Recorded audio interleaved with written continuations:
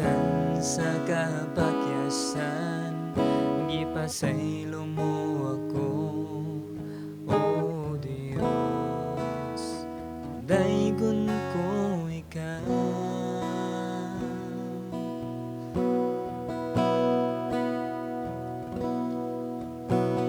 ipangga mo ako, matod sa pulong mo. Bisan sa kapakyasan, gipasaylo mo ako, O Diyos. Daygon ko ikaw,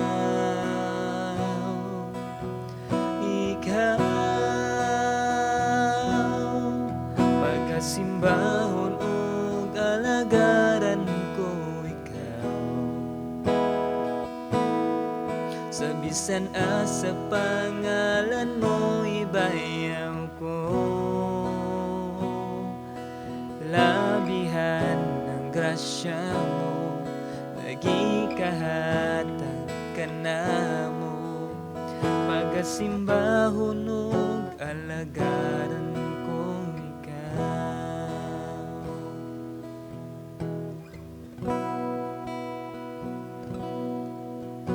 Ang ipangga mo ako, matod sa pulong mo. Bisan sa kapakyasan, gipasaylo mo ako, O Diyos. Daygon ko ikaw,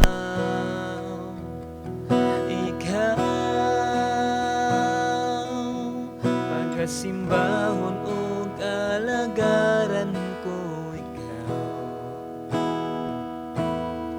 Sa bisan asa pangalan mo ibayaw ko, labihan ng grasya mo, nagikahatag ka na mo. Pagkasimbahon ug alagaran ko ikaw,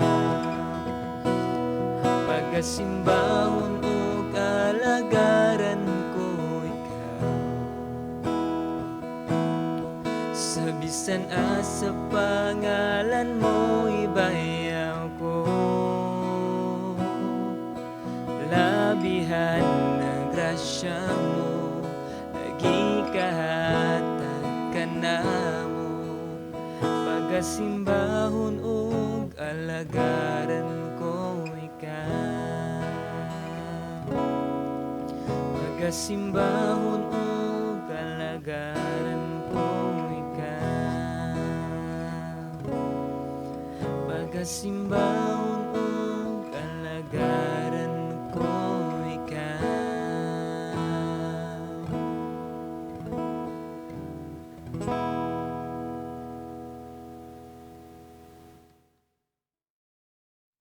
Mayong adlaw sa tanan, ako nagalaomog nagaampo nga naamo karon sa maayong kahimtang sa dili pa ta atong hisgutan ang pulong sa Ginoo karon magampo sa ata.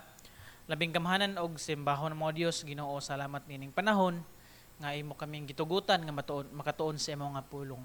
Lamdagi amahan ang matag kasing-kasing gunahon adin amo akining madawat, madungog ug among maaplikar sa matag usa namo kadagan sa lumba niini nga Kristohanon nga kinabuhi, Ginoo, sa pagsunod diha kanimo. Salamat, Ginoo, padayon ka mag-bless sa matag dalonggan kadtong sa imong mensahe karon, takos kang alagaran ug daygon pasalmatan sa walay katapusan sa ngalan ni Jesus. Amen og amen. Now, naata karon sa bulan sa Hunyo, June. Og aduna usab kitay bag-ong binulan nga series. So karon maghisgot kita about sa dagan, lumba, dagan sa kinabuhi. So now, ang karon nga una nga Domingo ato ang hisgutan ang dagan inubanan sa kalipay or run with joy. So nang ato nga teksto ato makita dira sa Hebrehanon 12:1 ug 2. Hebrehanon 12:1 ug 2. Ako ang pagbasahon. Busa kay gilibutan man kita niining dakong pundok sa mga saksi, Isalikway ta ang tanan nga nakababag kanato ug ang sala nga naghawid kanato pag-ayo. Daganon ta nga matinud-anon ang lumba nga atong gisalmutan. Dos, itutok ta ang atong mga mata ngadto kang Hesus nga mao'y gisandigan sa atong pagtuo og tighingpit niini. Wala siya mosibog bisan pa sa iyang pag-antos sa cross ug wala niya igsapayan ang kaulaw sa pagpakamatay didto sa cross tungod sa kalipay nga madawat niya ug naglingkod siya sa tuo sa trono sa Dios. Ang Dios nagpanlangin ng daan sa iyang mga pulong. Now, sa ato nga kinabuhi, sa Kristohanon nga kinabuhi, nasayod ta kung anaata sa maayo nga kahimtang, wala ta naglisod, nindot ato mga kauban, naata sa hamugaway ug kalipay, usahay matend ta, dali ta matintal nga atong malimtan ang Kristohanon nga pagsunod ni Ginoong Hesukristo.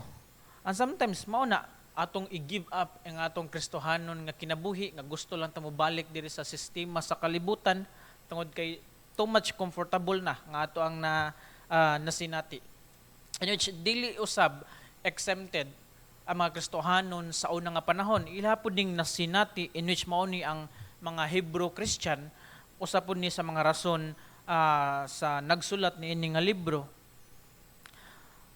Episode sa ngadto sa Hebrehanon, sa mga tawo nga Hebrehanon nga daghan ni consider nila nga biyaan nila ang pagkakristohanon, biyaan nila ang pagsunod diya ni Ginoong si Kristo. Ilang biyaan ang lumba sa Kristohanon nga kinabuhi tungod kay daghan og mga rason na ay mga grabe nga persecution or grabe na ka-comfortable usab. Inana nga mga rason ang ilahang nakita og nasinati sa ilaha nga kinabuhi. Og mao ni gusto sa author sa Hebro gi-encourage sila padayon pagsunod diha ni Ginoong Kristo. Padayon diha sa lumba nga imong gisalmutan. Padayon nini nga kinabuhi idumanan sa kalipay. Kini nga context diri sa Hebrehanon is naggi-compare ni ang Kristohanon nga kinabuhi sama sa usa ka atleta nga naa diha sa lumba dagan ba. Naa diha sa race. So ang point diri sa author is mao ang tanan Kristohanon is nagdagan diha sa espirituhanon nga pagkinabuhi, espirituhanon nga lumba sa kinabuhi. Wala sila nagdagan tungod sa kalibutanon nga mga prizes, wala sila nagdagan tungod kay naay kalibutanon nga trono nga nagpaabot nila or naay kalibutanon nga award ilaha nga makuha kundili langit nun nga award, langit nun nga reward, langit nun nga corona ang nagpaabot kanila. And then ato makita usab diri nga mga Kristohanon ang kinabuhi sa Kristohanon, ang salumba sa dagan sa kinabuhi sa Kristohanon, sabot diri ang author is anaa siya eternal nga consequence na usahay nga dili ta mo padayon sa ato nga pagtuo. Eternal consequence na sahid ta asa ta paingon naay mo padayon ba ta sa ato nga pagtuo kana makaabot ta sa finish line. So now atong makita diri og atong tan-awon duha ka butang nga atong sabtan, atong tan-awon duha ka butang ang lumba inubanan sa kalipay, lumba sa Kristohanon nga kinabuhi, lumba nga naay kalipay. So bersikulo 1, kapitulo 12, ang una nga to nga makita is ang kaning lumba, ang kaning race. Unsa man nga lumba, unsa man nga race. So B, bersikulo 1, daganon ta nga matinud-anon ang lumba nga atong gisalmutan. Daganon ta nga matinud-anon ang lumba. Now, ang Kristohanon nga kinabuhi is sama sa lumba, sama sa race. Meaning dagan, wala og dili lakaw. Dagan siya. Buot pasabot, ang Kristohanon nga kinabuhi is dili siya passive, dili siya stagnant, dili siya kay gapundo lang, naglingkod lang, kundili active, energetic, vigorous, naglihok, adunay effort. Ang pagdagan buot pasabot is maghatag kag effort, maghatag kag kusog, maghatag kag na adunay kalambigitan sa determinasyon ingon nga pagkakita, ingon nga Kristohanon, ang pagdagan sa Kristohanon, ang pagdagan sa kinabuhi ingon nga Kristohanon is magsugod ta og atong tiwason nga aduna tay pasensya, aduna tay paglahutay, aduna tay pagpursigi og labaw sa tanan is nagmalipayon ta ni anang lumbaa, ni anang kinining kinabuhi.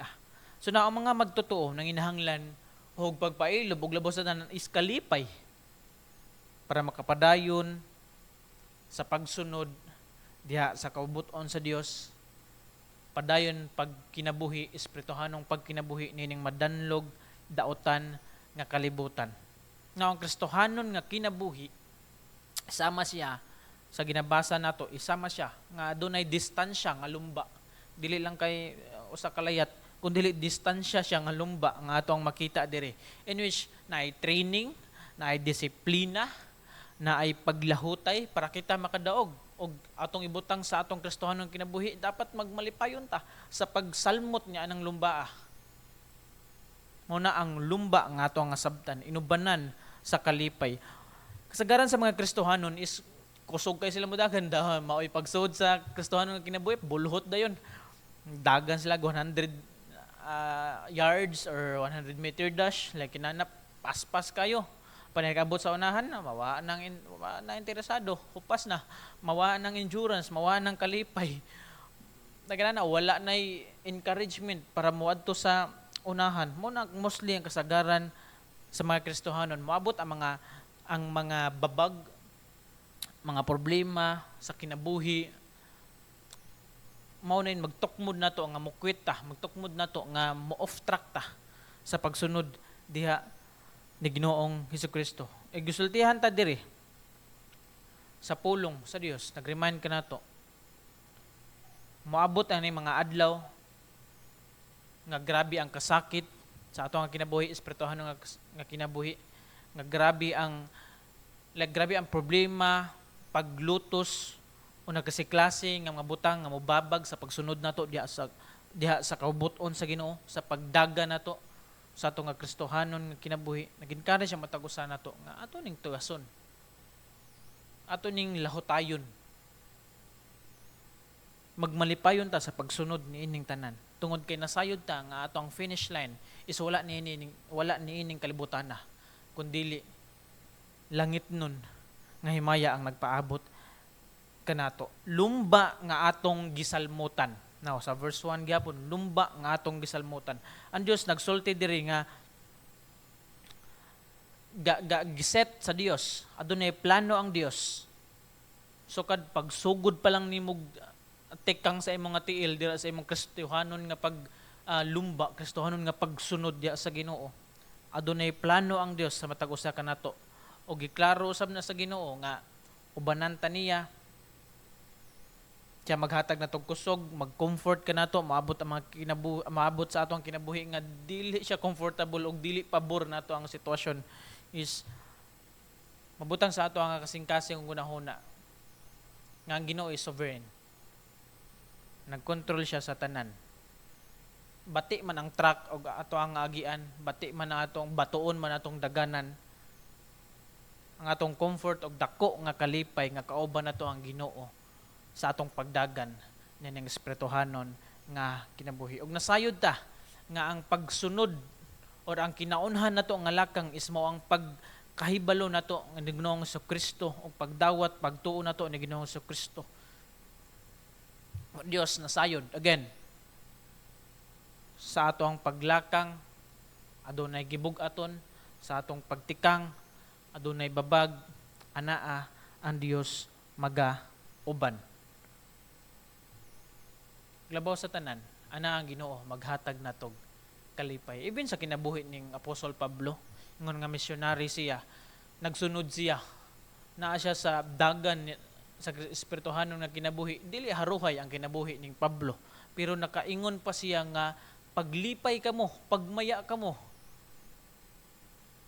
Og tawhanon nato nga mata ang atong tan-awon ning Pablo nga wala man gani ka nalipay na magay ka sa prisohan. Na presom kay nanangyaw ka, malipay na noon mi. Apan lahi ang kang Pablo nga kalipay nga gibati tungod kay si Ginoong Hesukristo mao'y hang kalipay, mao'y nagpuno sa iya nga kasing-kasing nga dili madala sa litag nining kalibutana kundi magpadayon diha sa lumba, sa dagan, sa kinabuhi. Mao na ang lumba nga atong gisalmutan ingon nga mga Kristohanon, ikaw ug ako nga mituog misalig ni Ginoong Hesukristo. Walay kasiguraduan nga nindot ang imuhang dalan, pero adunay kasiguraduan nga naa kay kalipay tungod naa ang Ginoo nag-uban sa maong nga lumba sa ato nga kinabuhi. Ikaduha nga butang is ang goal sa maong nga lumba. Is mao nga atong kalipay nga makaabot ta sa goal, makaabot ta sa finish line, makaabot ta sa ato ang tumong, di ba? Dako kay na nga kalipay ingon nato. So now, sa bersikulo 2, Abraham 12:2, itutok ta ang ato mga mata ngadto kang Hesus nga maoy gisandigan sa atong pagtuo og tighingpit niini wala siya mosibog bisan pa sa iyang pag-antos sa krus og wala niya igsapayan ang kaulaw sa pagpangamatay didto sa krus tungod sa kalipay nga madawat niya og naglingkod siya sa tuo sa trono sa Dios. So now, itutok ta ang ato mga mata ngadto kang Kristo. Dako kay ni siya og kaning importansya og nganong importante gay ni siya. Goal na to. Itutok ta ang atong mga mata ngadto kang Kristo. So now, familiar man siguro ta sa tanan sa Olympics or kaning lumba dagan. Apan sa una nga panahon ang kaning mga Greek kung nailumba is magtiniil lagi na sila, magtiniil din lumba dagan. And then og hapit na singot na kayo, kapila na kalap, tuyok-tuyok. Grabe na kasakit. Grabe na binhod na kayo, lagi na siguro, or kraman na siguro, wala ta kabalo. Apan, ang ato sa unahan, instead nga, ang ato karon nga context sa finish line is na flag or na murag banner. Sa ilang nga panahon is pool ang gamit. Pool. Like ibabag na ang pool para makita. So now, bisan unsa nila kakapoy, bisan unsa nakasakit sa ilang nga mga tiil, mga tuhod, paa, or bagtak, binhod na kayo, kapoy na kayo, makakita sila atong nga pool, mura ra og baliwala nila mga kapoy tungod kay mao ang ilang itutok, mao na ni ang finish line, mao na ni ang goal, mao na ni ang niguman na ni pahuway na jud ko, like inana ang Greek, inana ilang nga mindset, ilang ihatag ilang full nga concentration, ilang ihatag ang ilang best nga makaya sa ilang nga lawas ug asa sila itutok nila ang ilang mga mata ngadto sa pool, ngadto sa poste tungod kay nag-emphasize na nga finish na diri, daog na ka kung maabot diri. Sama usab na sa ato nga kinabuhi nga atong mga Kristohanon nga kinabuhi sa pagsunod ni Ginoong Kristo. Sa ginaingon ko na is dili smooth atong kinabuhi, daghang problema og kasakit. Apan sa kinabuhi usab ni Pablo, baliwala na niya ang tanan tungod kay iyang mata, iyang goal anaa ni Ginoong Hesukristo. Si Ginoong Hesukristo mismo ang iyang final goal. Hinon kita usab kaya usab nato nga batunan ingon nga Kristohanong nagsunod niini nga salmot nga lumba sa kinabuhi. Si Ginoong Hesukristo usab ang ato ang goal, ato ang gitan-aw, atong gitutok sa atong mga mata. Ngunit usa sa mga rason nganong ang Kristohanon nga kinabuhi daghan og mapakyas. Makita ta og sa ka-leader sa simbahan, pastor or missionary or author sa mga libro or crusader, apan naa sila mga issue, naa sila mga problema.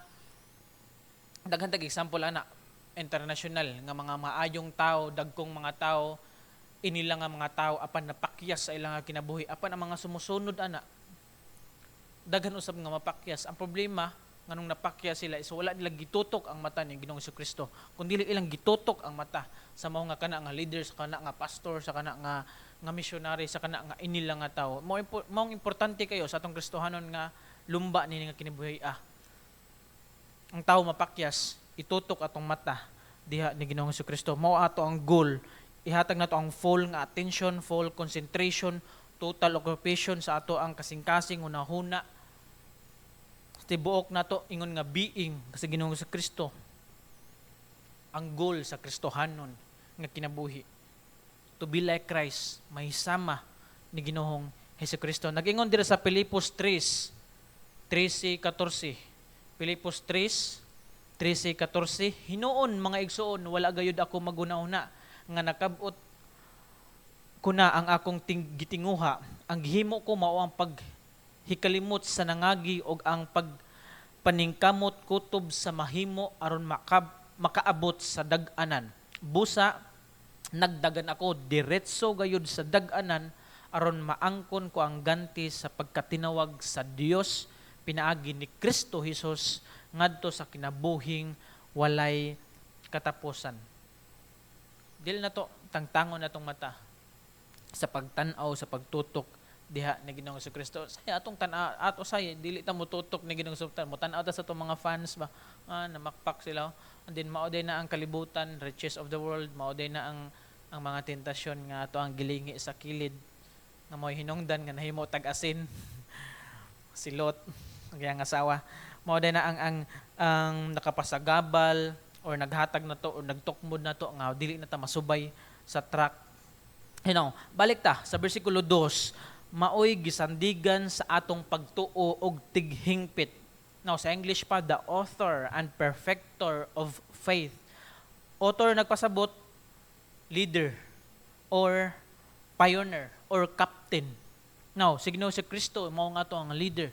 Si Ginoong Hesukristo, mao nga atong perfecter sa atong nga pagtuo. Pakyas ta, ingon nga tao, ingon nga kita. Pan, si Ginoong Hesukristo. Mao nga atong model, mao atong leader, mao atong gisunod.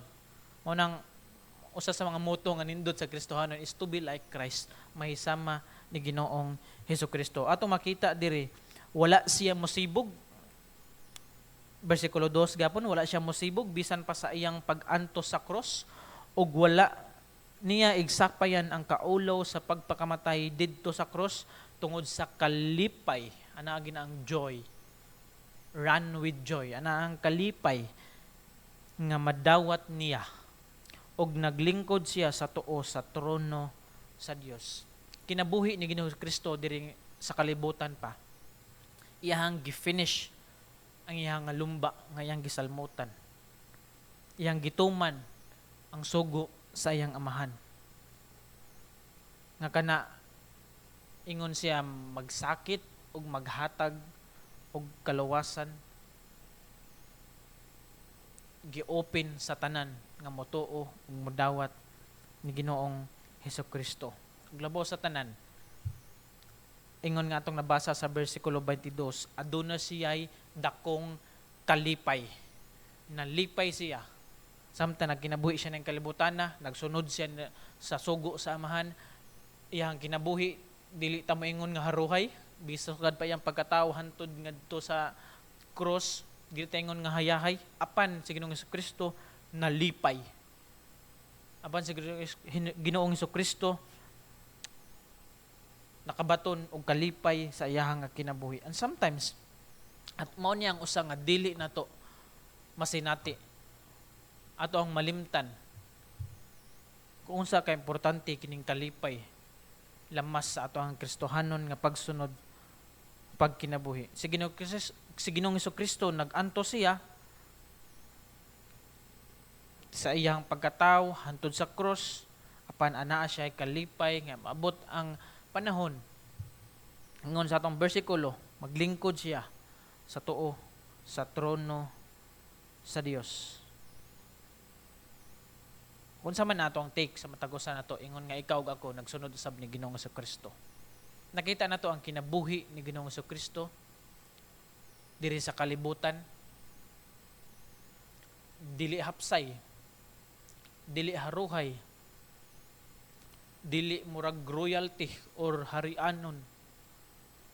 Apan usa sa mga pinakaubos sa mga tao, pinakaluoy nga klase sa tao, kinabuhi nga giagian ni Ginoong Hesukristo. Og ikaw usab ako nagsunod ni Ginoong Hesukristo. Dili smooth ang ato ang agianan. Saman nga si Ginoong Hesukristo nakabaton og kalipay, ikaw usab ug ako makabaton og kalipay. Munang daganon ta ning Kristohanon nato nga kinabuhi ang pagsunod ni Ginoong Hesukristo nga atong gisalmutan kining gadagan, inubanan og kalipay.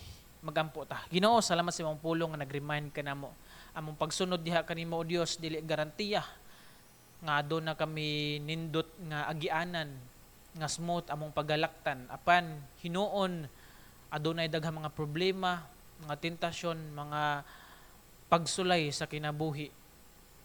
Apan amo gyapon gikuptan o Dios nga niining tanan kasigurado kami nga makabaton kami og kalipay tungod kay anaa ka sa mong kiliran nga nag-uban nini nga lumba sa Kristohanon nga kinabuhi. Salamat o Dios, padayon ka mga-bless sa matag usa ka kasing-kasing og dalunggan nga tungog sa imong kinabuhi karon.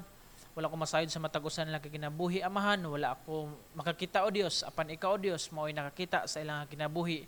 Nag-antos man sila og unsa man ilang problema. Tagay sila kaalam ko hibalo o Dios, lig-una i-comfort sila amahan nga diin makapadayon usab sila sa lumba sa Kristohanon nga kinabuhi nga ilang gisalmutan.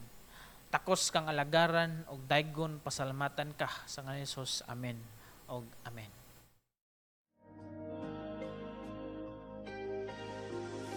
We invite everyone to be a part of our regular Bible study groups. Speak with our pastors or church leaders to learn how you can get connected. Come and join us for prayer meeting on June 26th at 8 p.m. A special time of prayer, worship, and seeking God's presence together. Ladies, we invite you to our Women's Bible Study on the 2nd and 3rd Saturdays of June from 10 a.m. to 11:30 a.m. Come and study God's Word, encourage one another, and grow together in faith and fellowship. Don't miss our Adult Sunday School every third Sunday of the month from 1 p.m. to 2:30 p.m. Our topic for 2026 is Christian Ethics, led by Reverend Daniel Wong. Lunch contribution is 100 pesos. Please register before June 21st. Couples, mark your calendars for our Couples Fellowship on June 27th at 6 p.m.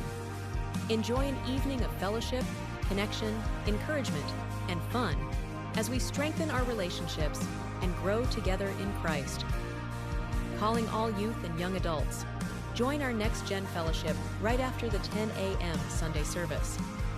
This is a place where you can connect with friends, grow in your faith, and walk together as the next generation of believers. Let us continue to honor God through our faithful giving. Tithes and offerings may be placed in the offering box located at the back. Don't forget to follow our Facebook page to stay updated on church events, announcements, and upcoming activities.